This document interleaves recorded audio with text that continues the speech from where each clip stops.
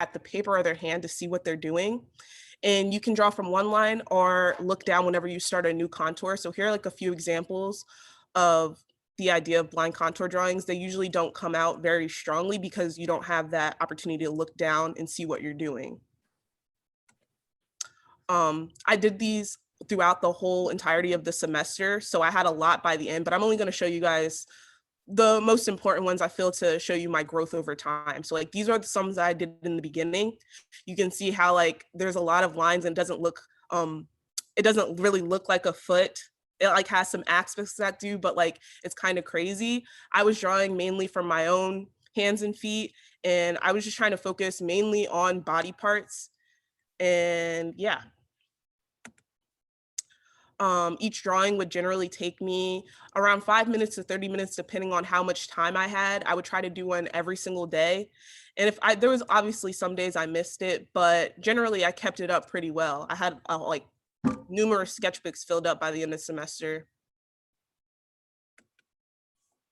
To start out, sometimes I would draw from other objects that weren't body parts just to get myself familiar with the practice and kind of get into it. Like some days I would do more than one if I had more time. So like these are some of the examples I did. I would look at fruit, just any objects generally around me. Some of the hands I would try to experiment with different positions because like, as you can imagine, it kind of gets old drawing your hands over and over again. But again, it was a quick exercise I would try to do to better my observation skills. So I would like experiment with changing my position up or just observing like things in a certain way that might be different than I would usually do. And if I had a lot of time, I would try to get every single detail in my hand. These are some of the better ones I did. And one time I tried to even draw my friends just based on blind contour drawing. And that was hard, but I liked the product that I got out of it.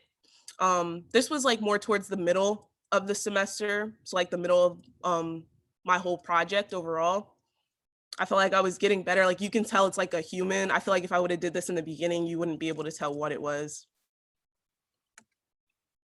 And these are some of the drawings I completed towards the end of the semester. They definitely show my growth, especially with feet. If you recall the drawings I did in the beginning with feet, they were crazy with like the lines I did, but like you could tell like I was really getting a feel for how basically the anatomy and structure of feet and hands towards the end. The next aspect of my project was experimenting with different mediums. A lot of the times before, I would mainly be using watercolor and I would be drawing portraits. And even when I got to college, like I wasn't really painting a lot, but because I was taking this art class and I had the chance to collaborate with my professor, she really wanted me to try new things and expand my portfolio that way. So the next aspect that I decided on a specific body part, I chose hands and I decided to do them in oil. And the next few slides basically show my process and my approach to this painting.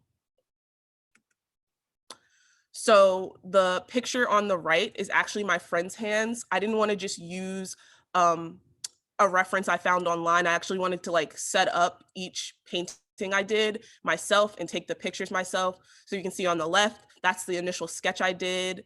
And yeah, it was an overall interesting process because I chose the models very specifically. Like I was like, I want these types of hands. Even the hands that I chose, like one's very slender and one's more like, I don't know, not as slender as one of them. I tried to have that contrast too. And then this is when I first started experimenting with the medium. So like I mentioned, I've never used oil paintings before. So it was a learning process. And because this was like the start of quarantine, I didn't have my teacher right there to kind of guide me through it. So it was a lot of either sending emails or like Zoom calls or going on YouTube and just doing that exploration myself. I had to like figure out what goes into an oil painting. So what materials I use, because I couldn't just use water to thin out the paint. But yeah, this is the start of that process. And like this on the left here in this picture, this is when I was starting to really get comfortable with the medium. I was like playing with colors and really developing the hand. I feel like I did a good job at basically from the start, not knowing what I'm doing and then kind of working through the painting. And once I got comfortable, going back and kind of fixing my mistakes. I did a lot of this painting too when I wake up in the middle of the night so nobody would disturb me because in my house it was kind of hectic. By the second hand, I definitely felt more comfortable. Um, I was kind of gaining confidence, but I was also nervous about approaching her fingers. But I really enjoyed painting the palm of this person's hand. And then perhaps the hardest part of this painting was the white sheet in the background.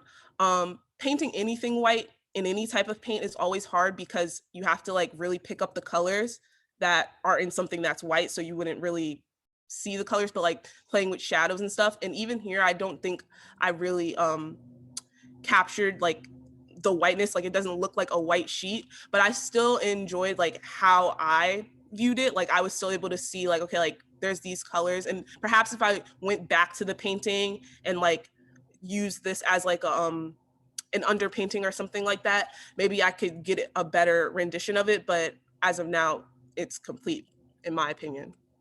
So like, as I was saying, like getting those shadows and those colors that are underlying the painting, it was hard. So like one technique I use was I would put the image in black and white just to make sure my values were right, because even if I wasn't getting that color completely right, I wanted to still be able to show like the depth in that one aspect of the piece. And then this is just me going through. It took me a month for this painting. Oil takes some time to dry, so I would not be painting every day. And then this is the final product. It might look different from the other pictures because as I was saying, I would be painting in the middle of the night or just whenever I really felt motivated to paint. So I wanted to make sure I got like a good image of it to really capture what the painting looks like now. But yeah, here's a side by side from what I started with and then what I actually accomplished. I feel like I did a good job, especially capturing the anatomy of the hands. The only thing I was saying before is like the whiteness of the sheet, but I still think it came out pretty well.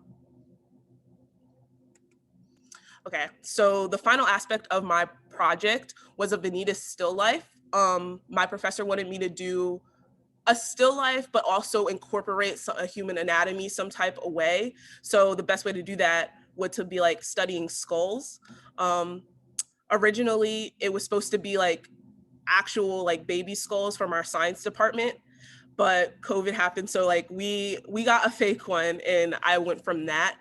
Um, this type of still life, it originated from the Dutch Baroque period in the 1600s. These paintings all have grim messages showing how focusing on one's life is in vain and all things are temporary. And they often include symbols for the senses, symbols showing the temporary nature of life, like it'll have symbols of wealth and luxury like jewelry, money, and books, contrasting with skulls and cut flowers.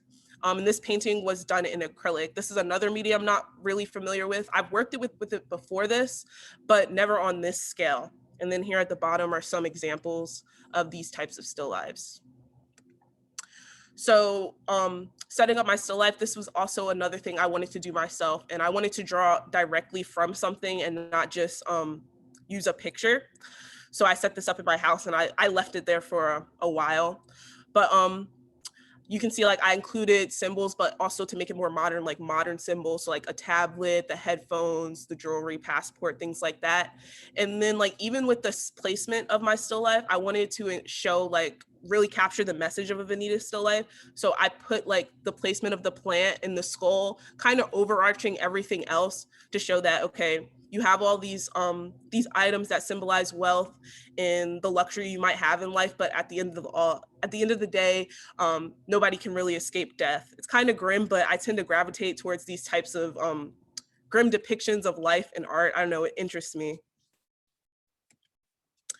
So here's my initial sketch. As you can see, like I wasn't able to capture everything I placed in the still life, and that's simply due to the size.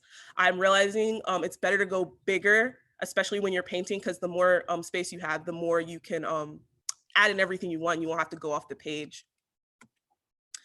And this is when I started. I was fairly more confident going into this painting, even though it was much bigger than I'm used to. And I think it was mainly because I did the oil of the hands first. And with oil, you really have to pay attention to color and how you're mixing things. And acrylic, because it dries faster, like it's easy to cover up your mistakes quickly, more quickly.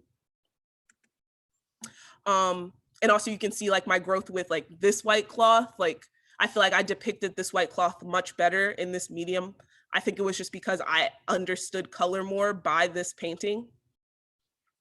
And also another hard part with this painting was the reflection of the money and the cloth and the jewelry from these items onto the tablet. That was the hardest part by far, along with the little words and letters. But I figured it out as I went through, or like even if I didn't figure it out, I would go back to it eventually. So this is just me going through. I think I forgot to mention too, another hard part was the jewelry itself. Like I've never painted like jewelry. I complain about the cloth, but the jewelry, like that's more hard, but it's more subtle within the painting. So I wasn't that concerned about it. And then I finally did the skull. Surprisingly, the skull, which like emphasizes the human aspect of this painting, was the easiest thing for me to do. So I realized like kind of through like I'm on the right track. Like this is something I'm interested in, like human anatomy and things like that. I also started to become more bold as I went through the painting. And then this was the final product. Overall, I'm proud with my take on this. It took me a total of 3 weeks, and it took me so long because with still lives, I tend to lose motivation from looking at the same thing over and over again.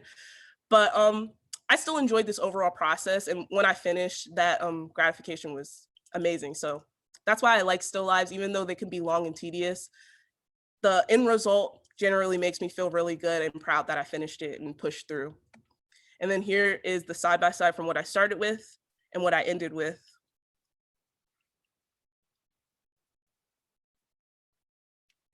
And then my conclusion. So overall, I definitely feel more comfortable with acrylic and oil paints. I think oil was my favorite because it's so fluid and it feels really nice when you're like painting. And I don't really get that with other mediums. Like that's why I like watercolor too, because it's so fluid, and oil is another kind of rendition of that. Going forward, I definitely want to continue with my blind contour drawings because they definitely help my observation skills. And it's just a quick thing I could do, like even when I'm just sitting waiting for something or anything. I feel like it definitely helps. I also want to do full body oil paintings just because like I want to instead of just focusing on one small thing, I want to look at a bigger portion or just like observe a body and do that. And the only thing I wish I could change was how big each piece was. Initially, I thought they were too big. The acrylic painting was 16 by 20 and the oil painting was 11 by 14. But I found out with painting, you really need to get all the space you can so you can go bigger and fit everything onto the piece. Besides that, I'd just like to thank my professor, Professor Seaton, for helping me through this project and making this possible. As I mentioned, I want to go into school for medical illustration, and this kind of cemented that fact. Like I'm really interested in exploring that intersection between art and science, and like exploring like the impact of what my art can do. Like I have a lot of ideas, but I'm still interested in science and basically adding to that research aspect with my art. Thank you for listening to my presentation. Any questions? Thank you very much. That was fantastic. I think that the progression of both of those paintings and the pieces that you brought are absolutely they're really great to see, and the progression of your artistic ability too was really great to see, especially in the first set that you showed us. We really saw it. That's absolutely fantastic. Thank you so much again, Destiny. I think what I think makes the most sense is if anyone has questions for the presenters, throw them into the chat. We'll go through the rest of the presentations, and then we can come back together as a big group for discussion and Q&A at the end. All right. And also what I'll do for the presenters, and I should have said this for you, Destiny, and I'm sorry, I will let you know when there's 5 minutes and 2 minutes left in the chat. So be ready for that. But you're totally fine on time. Okay. So once again, that was fantastic work. They're absolutely beautiful. All right, next up we have, let's see, Sydney Salomon, Skincare in the 21st Century from St. Elizabeth University.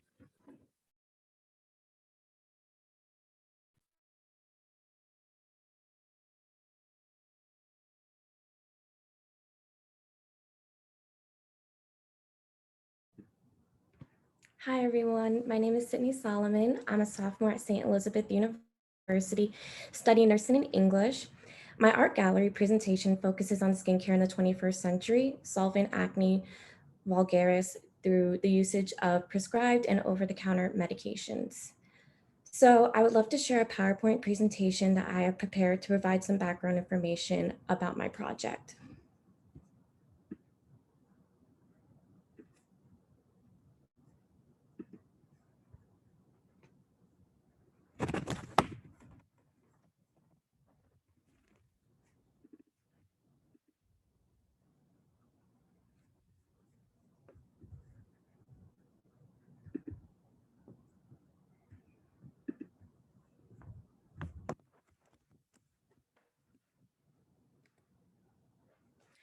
Okay.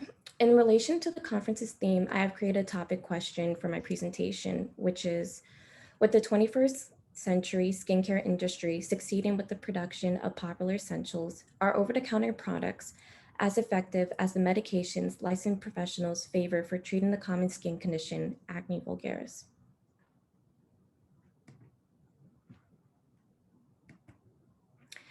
This includes some content that I'll be discussing today.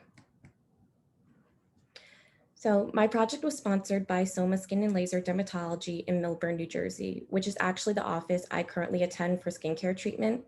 Ms. Hammer, a nurse practitioner in dermatology, is my inspiration for my studies of nursing as she helps treat my acne. The company provided me with helpful information such as dermatological terms, advice, and treatment plans to create this project. So overall, looking at this slide, I can tell you a brief description of acne, which is basically the body's responses to hormones and oil buildup through the presence of lesions, injuries, and pimples to the skin. Now I'm going to talk about my journey with acne. My journey with acne began in 2015 as I developed mild to moderate acne. I was heartbroken and insecure with the presence of my pimples, yet I was determined to find the best solution of treatment. I have attended overall 2 locations to receive treatment, which varies from medications to procedures.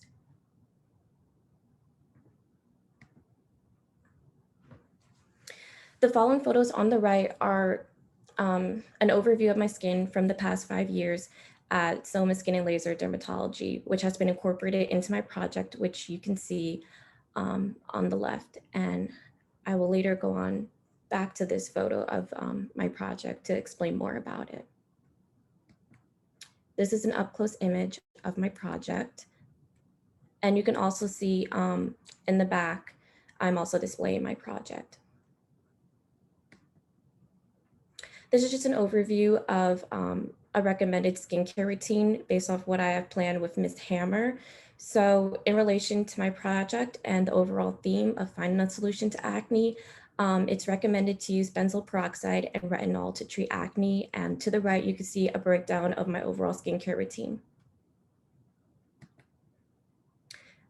This includes some common myths about acne, and overall, this relates back to my reference that benzoyl peroxide and retinol is best for treatment. So that is what you should use if you are looking for a treatment plan. So research has been able to answer my topic question. So yes, with the 21st century skincare industry succeeding with the production of popular essentials, over-the-counter products are known to create results as effective as prescribed medications that licensed professionals favor for the treatment of acne, with considerations of patients and the variations of severity.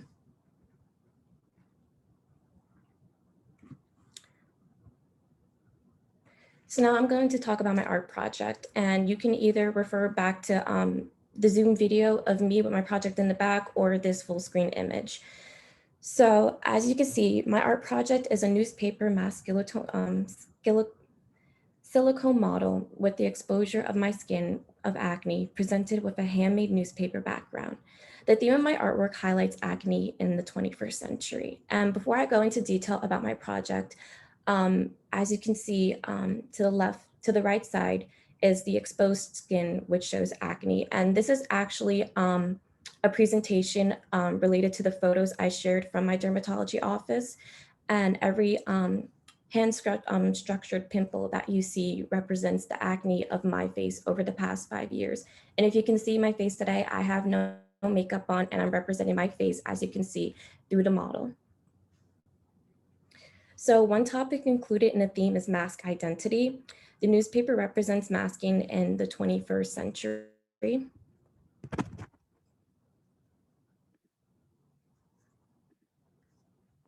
Okay, I just pulled up a mouse so you can see where I'm pointing to.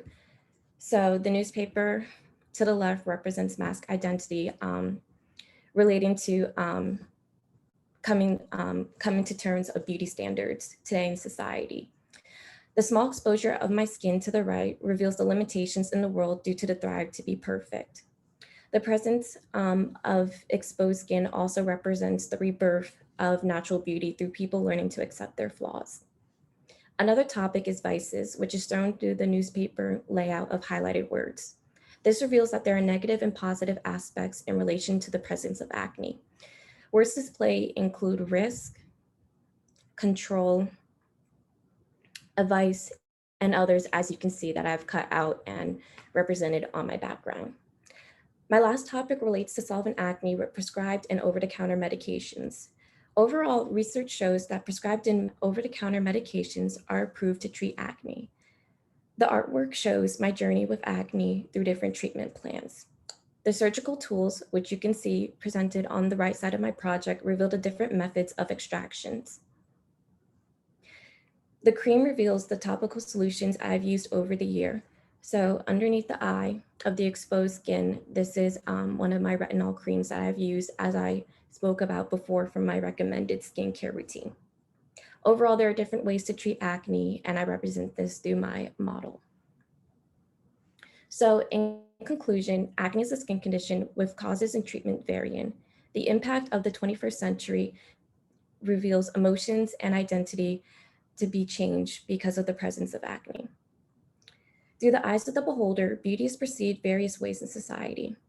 As a Catholic female, I believe in the following religious quote from Holy Bible's New International Version, 1 Samuel chapter 16, verse 7.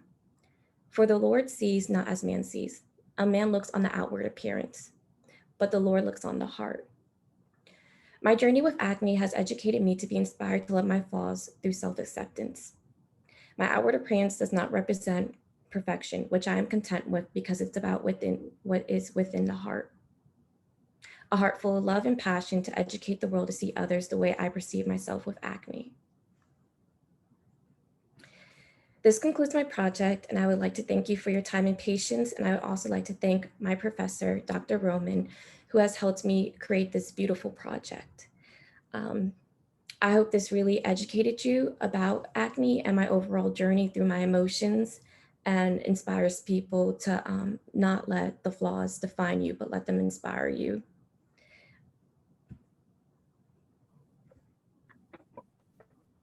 That was fantastic. Thank you very much.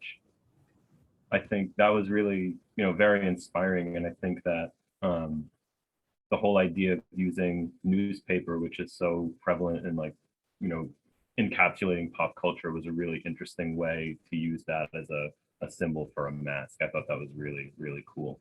And it was really nicely put together. That was really nice. Great work. Let's move on to our, I think, unless our fourth presenter ends up joining, this will be our last presentation, and then we'll open it up to Q&A for everyone. So our next presenter is Tyler Anderson, who's going to be talking about sexuality through a sociological lens, and he's from the Community College of Allegheny County. Go ahead, take it away, Tyler. Hello, let me get 1 second to share my screen. All right, do you see a PowerPoint? We're in business then, perfect.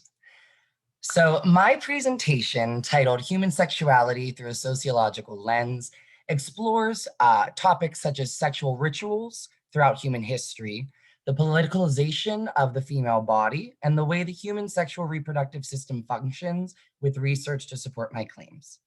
Often in contemporary Western cultures, the questions surrounding sexual expression and their preferences go overlooked.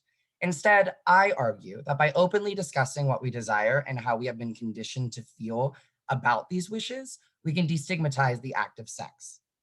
In this presentation, we will be analyzing the way people's sexuality is portrayed and perceived via artistic expression.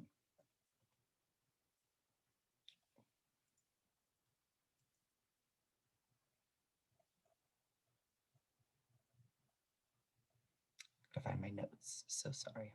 My name is Tyler Anderson. My pronouns are he, him, or any in good faith, and I am a current student at the Community College of Allegheny County. And this project was conducted for my Sociology of Sexual Behavior course taken in the fall of 2020. While there were many resources from which I gathered the information for this project, one major contributor is The Ethical Slut by Janet W. Hardy and Dossie Easton. You can see my face, I'm holding it up now, which explores all variations of sexual expression that are available to us while providing interesting anecdotes and varying viewpoints. I also took advantage of the library resources at my college in order to ensure that my research was scholarly and accurate.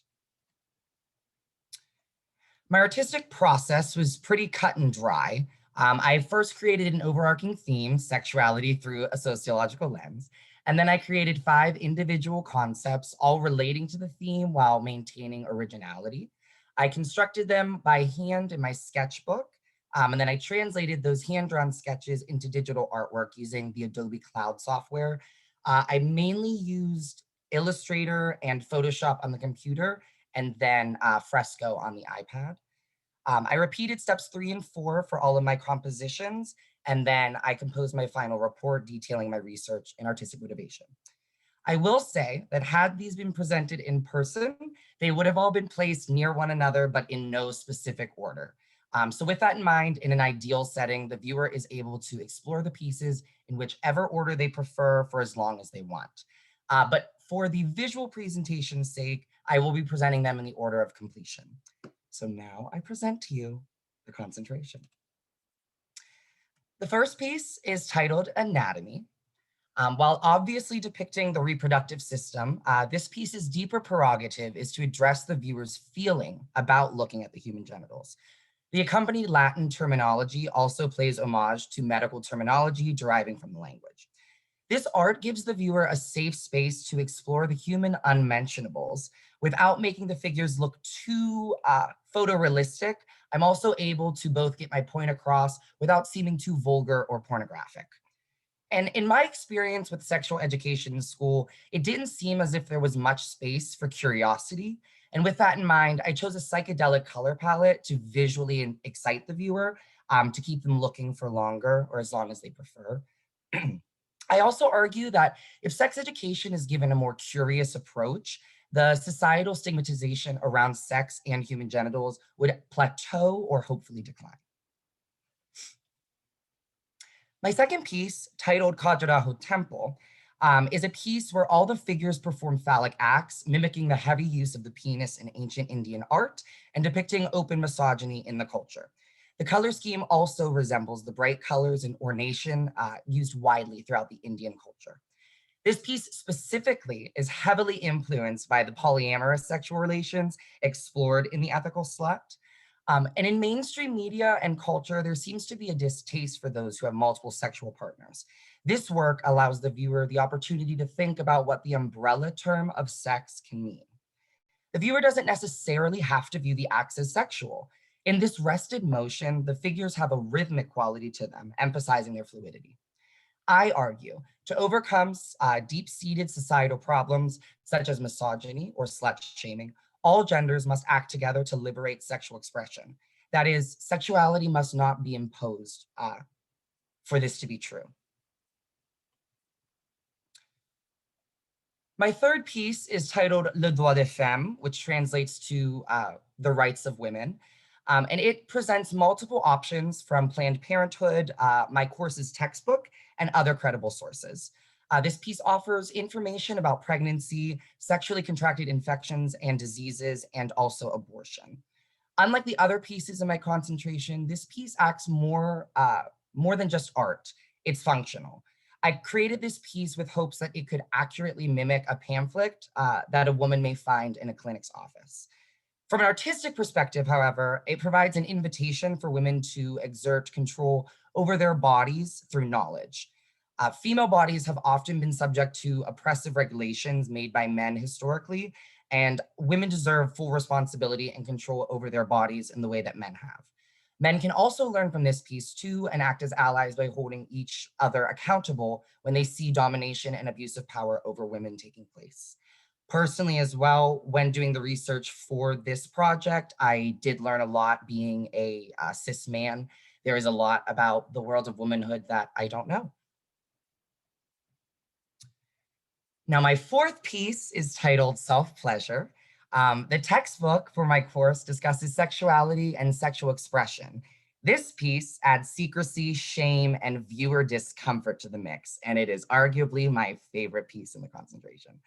A recent masturbation study done by Tanga of 13,000 respondents from 18 different countries found that 84% of adults report to self-pleasure, although only 55% of Americans claim to talk about it.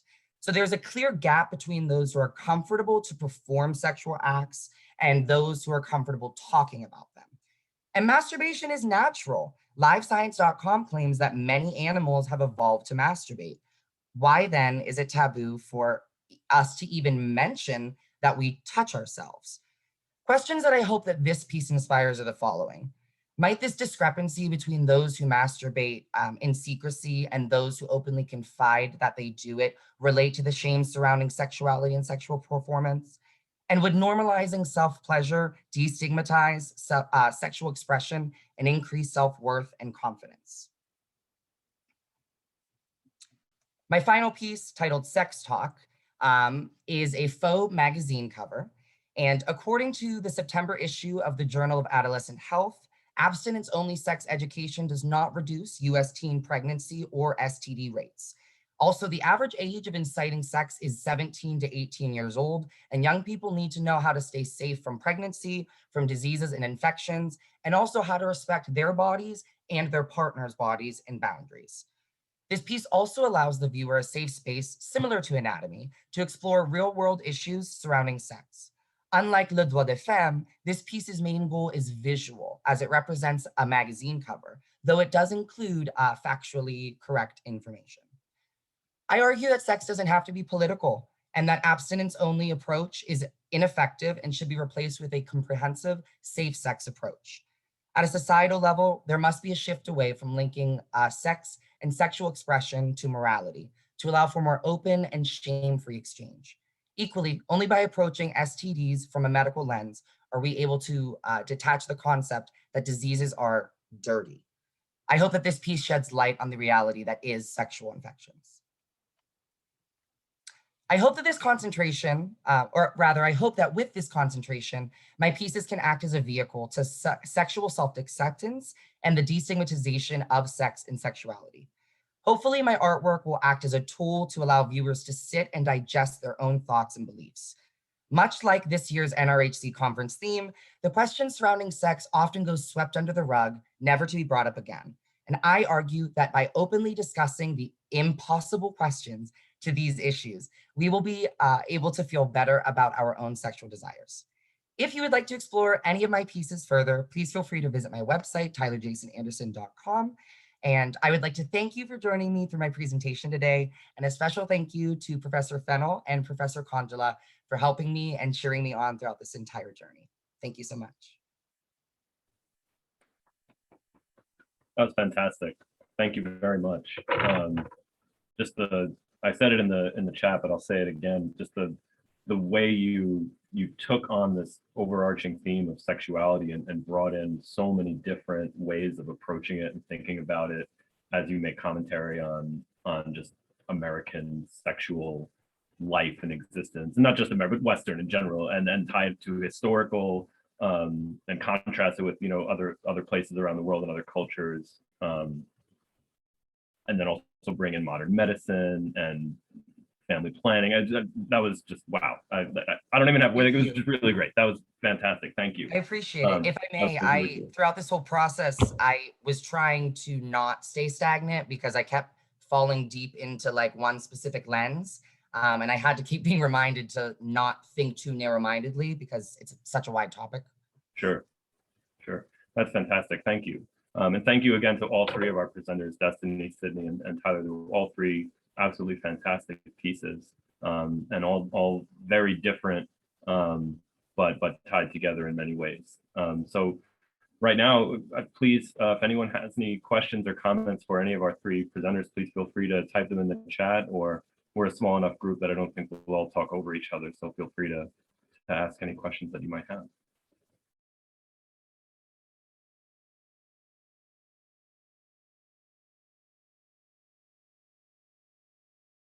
I can ask a question for Destiny. You were talking a little bit about technique, and how, since you were working with a new medium like oil and acrylic in your pieces, how is it different? What can you be more specific, I guess, about like the technique of using oil versus, say, something you're more familiar with, like watercolor or something else? Like, how is it like in brush stroke, or how much paint, or how you mix, or the nitty-gritty stuff? Well, with oils, usually when I go into a painting, I literally just do a sketch and then I just like start. It's really just getting into it. But with oils, I found that laying down a base is very helpful, and I didn't do that initially. Besides that, in general, I said I liked it because it was so fluid. When I say that, I mean like paint really holds in the brush, and like with acrylic, you have to use a certain type of brush to get that. Even with watercolor, like it's not gonna hold because it's water. So like if you wanted to do that, you'd lay down a base of water first. But with the oil painting, it'll really stay there because it's not drying. And yeah, then the main difference is just like drying time. So like with oils, it takes a very long time for them to dry. With acrylics, it can be like a few minutes before you're painting over something again because you might have messed up or so forth. And then with watercolor, it's kind of a middle ground. It depends on what you're painting, really. For me, because I go into like a lot of detail usually, um, it would dry pretty reasonably fast. But if you're painting something big with watercolor, it's gonna take a while. Even though the time differences for each type of medium are different, I still tend to like oil the best now. Very cool. Thank you. We have a question in the chat also for Destiny, and then we'll get to a question for Tyler. Erin asked, what would you like to work on in the future that's similar to your project? So for this project, I focused on like human anatomy, but as we're now like a year from me completing that project, I'm in different science courses. I'm still in anatomy. I'm in the second version of that course, but I'm seeing like lots of different ways you can use like a scientific illustration type of degree in science, a scientific field, and like how that can be applied to like other types of research.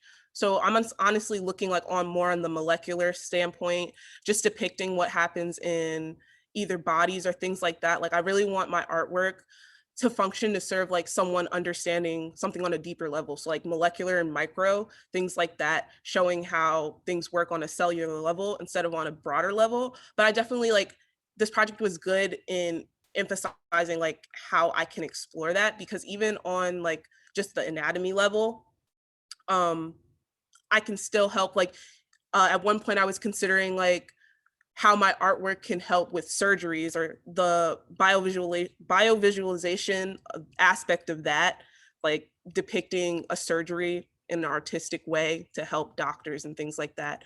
So it really depends on how I go forward. Like I'm doing research this summer, and this time I'm studying bugs, but there's going to be some type of scientific illustration portion of that. We haven't really discussed it yet, but I'm taking a course about it.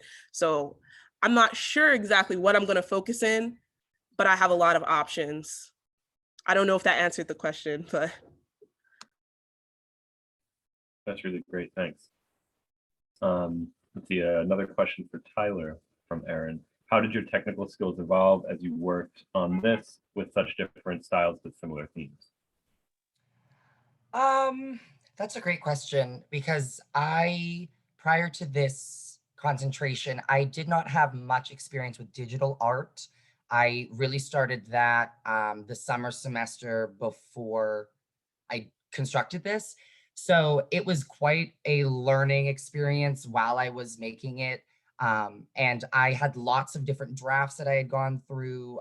I can guarantee that none of my final concepts are exactly what I had originally thought, be it that my ideas changed or what I originally had just didn't end up laying out the way that I thought it would. But from like a quote unquote professional standpoint, I definitely understand more of the industry standards. And given that Adobe is like the industry standard for digital design, I feel more confident in Illustrator and Photoshop and Fresco. But I also felt like my color knowledge got a little bit better. My understanding of space got a little bit better. And also shading. I think one part besides the obvious theme of the piece, one reason I really love self-pleasure is because of the depth with the fabric that I was able to make.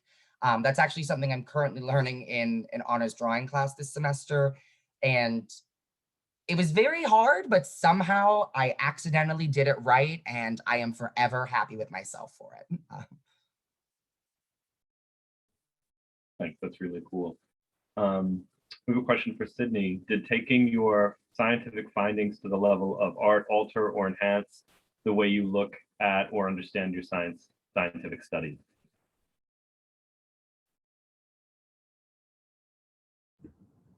Hi.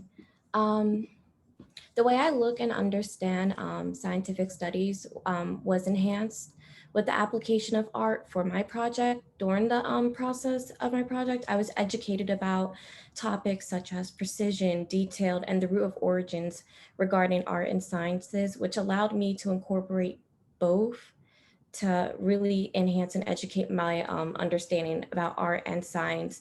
And particularly with me being a nursing student, applying art has opened my eyes to understand, like I said before, like the roots and the basic overall details of everything. That's great.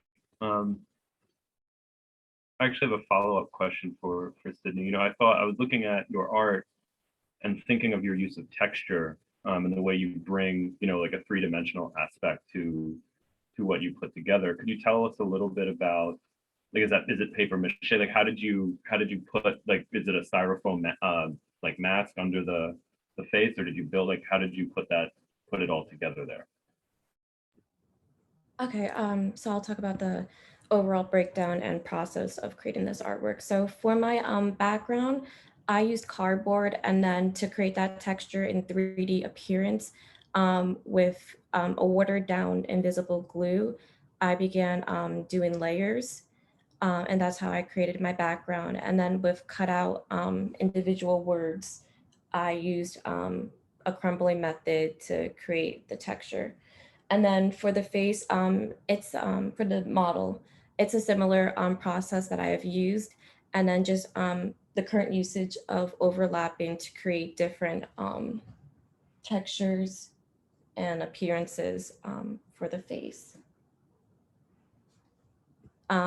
Yeah, that's overall my process. It took a while, so I had to wait to let it dry and then apply some more. And then I just played around with the usage of a paintbrush, my fingers, and then the watered down glue to create a look that I was mostly comfortable with presenting and look best. Thank you. That's great. Thank you. Does anyone else have any questions? I have a sort of a thematic question that I think all three of you would be really great to hear your perspective on. You know, the three presentations that you've given really give us different ways of thinking about like Destiny, I think you used this phrase, in the intersection of art and science. And, you know, I'm a scientist by training, I'm a neuroscientist by training. And throughout most of my undergrad and graduate, education in the sciences, rarely did art come up. It did a little bit. Like in graduate level, we saw some like beautiful pictures of neurons that a neuroscientist named Ramon drew. But anyway, I'm getting it. Never mind. Doesn't matter. My question really is, and Tyler, you brought this up. You're talking about how there's no real creativity when we talk about sex education. Even whether it's at an elementary school or middle school or high school, no matter when you get it, it's very, this is the penis and this is the vagina, and like that's it. Like there's no thought about how culture or art is represented in the education system, specifically in health sciences, biological sciences, and even chemistry. And it's there, like there's beauty in all of these things. There's beauty in how we think about sex. There's beauty in how we view anatomy. There's beauty in how we think about ourselves and how we are represented culturally, or have Sydney, relevant to what Sydney's, project was on. So I wanted to sort of get your perspective on how education or science education specifically could be enhanced by, a consideration of art and culture in those spaces, which, I don't know how other people's experiences have been, but it certainly has not been there, at least to an appreciable degree. And I think in places like this, the perfect way for each of you, I think, could speak to that just a little bit and how you could see it, fitting there. Whoever wants to take a stab at that, go ahead. That's like really what made me want to get into like medical or scientific illustration, because with both aspects, like I feel like with science, the premise is like curiosity and understanding the world. And then with art, like there's so many different types of outlets where you can express that curiosity or just like human nature in general. And people tend to overlook how they overlap. And it's a great, like even with Tyler's presentation, like I was saying, like basically how sexual education is so clinical, and like all of his pieces show that basically how human this all is. Like we're just exploring our bodies and things like that. And I feel like that approach to in the classroom can help educate someone more and make people feel more comfortable. And then if you even look at like my work, like or like what I want to do, just connecting science and art, like just right on, like. And as a biology major, I feel like there's so many topics where people are either daunted because it's just so much information, or it's overwhelming, or it's just complex, like you don't understand it. And then you might see like an image or a graphic that kind of breaks it down. You can visually depict how it works. I feel like that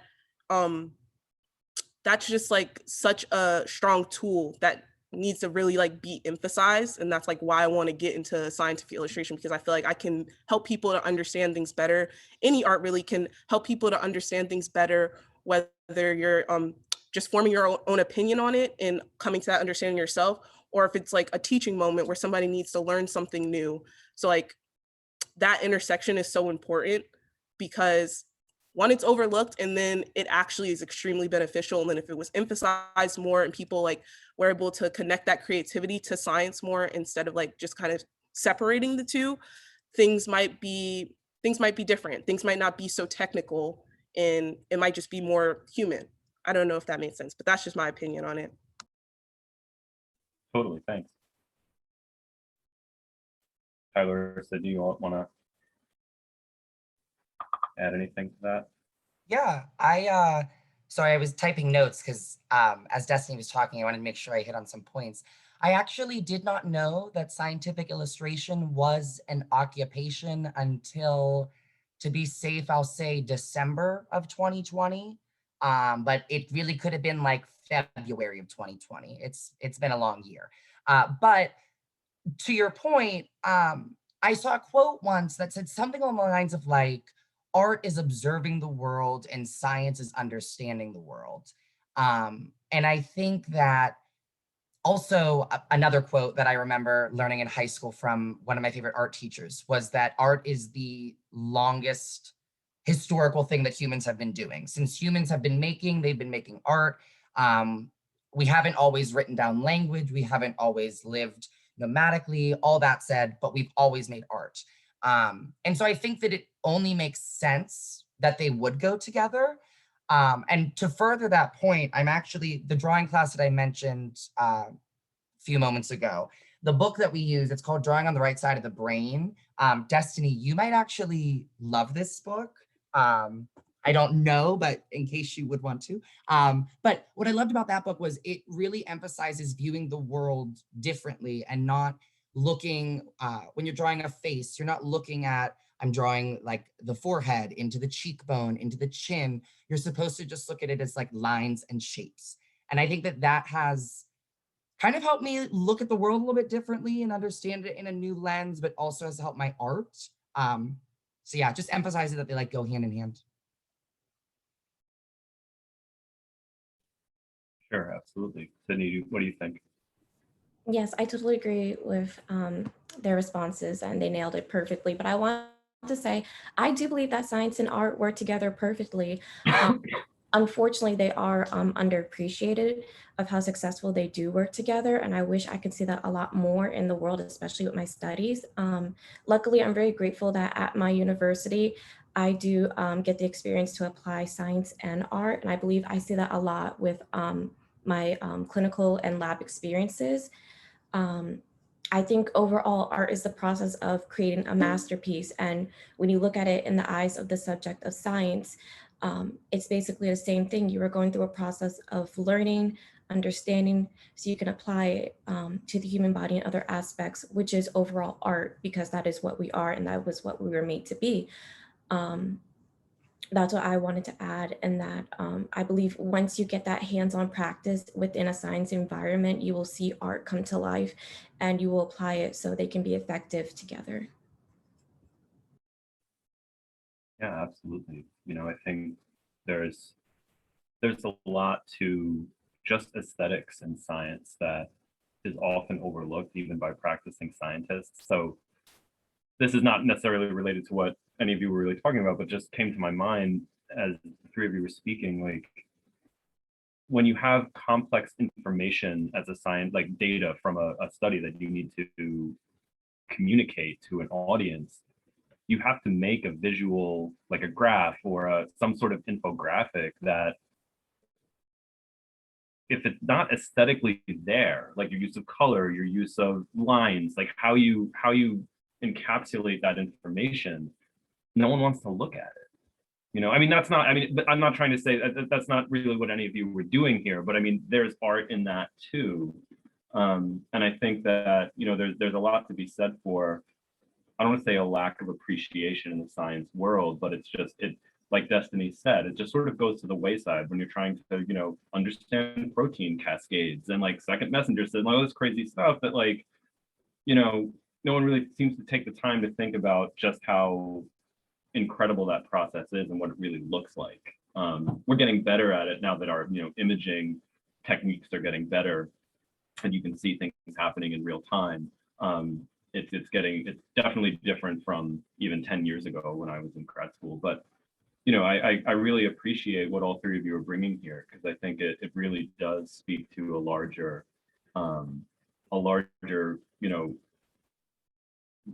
just there's this bubble sometimes that we don't see the forest for the trees. And I think that, you know, seeing this intersection of science and art is just a really important thing. So I absolutely appreciate all three of you and your contributions to this. I think it's just wonderful.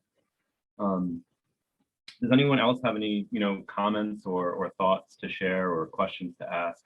We have plenty of time. We have 15 minutes left in the session. So.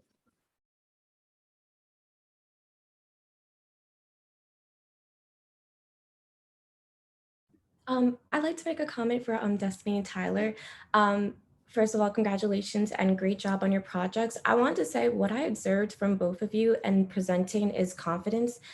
Destiny, I saw confidence when you took that risk to use a different medium, and that was very beautiful and it turned out great. And I love that you decided to take that route. And Tyler, the confidence in expressing yourself and just showing the world that you really value certain topics is very rare. And it's amazing to see that young people do value having a voice and using it to the best they can. So I want to say great job, everyone. And it's amazing how you guys show confidence.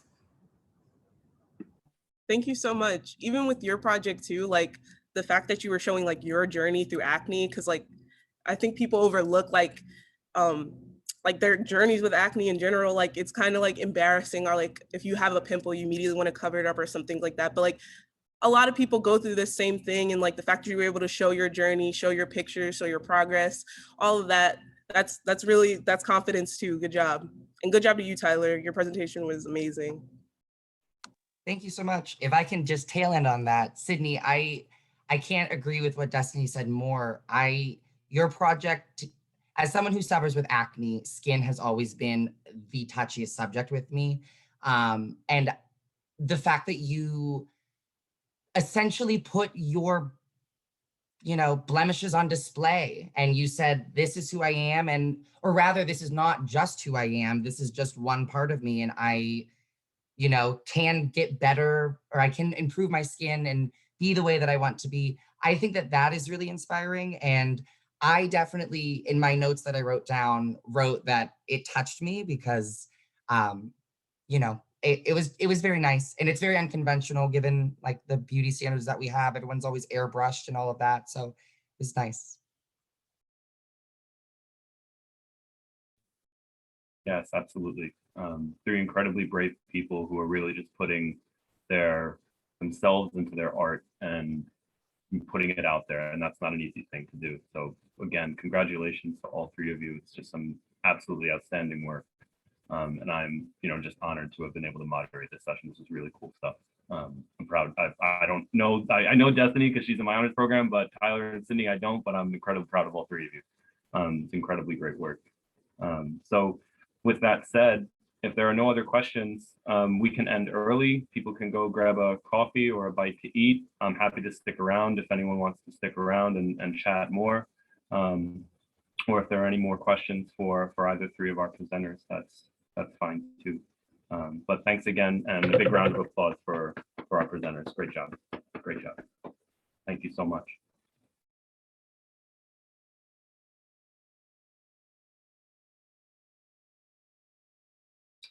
Before everyone goes, I just wanted to tell our presenters, if you did not get a certificate email you should have gotten one early this morning. Normally we would present you with one, but if you did not get one, let me know so I can make sure that you get it. You should have gotten an email from the NRHC, like with a certificate for presenting today. And if you didn't, just let me know and we'll make sure that gets to you. This session is recorded. You'll be sent a link to the recording so that you can share it. It eventually will end up on the NRHC's YouTube channel so that you can share it with your respective programs and other students near you. And there was one other thing. Please consider submitting your artwork to the Illuminate Journal, which is the NRHC undergraduate journal. Please consider doing that. These would be great additions for that journal. So I believe, I don't know if I know the website. I haven't memorized the website, but I'll write it in the chat. Illuminate NRHC. If you Google that, it'll come up. We are, I believe, accepting submissions through May. So there's plenty of time to put this together. And please consider it. It would be great to see this work published just outside the conference too, in the journal itself. It'd be really cool. Any other last questions for our friends?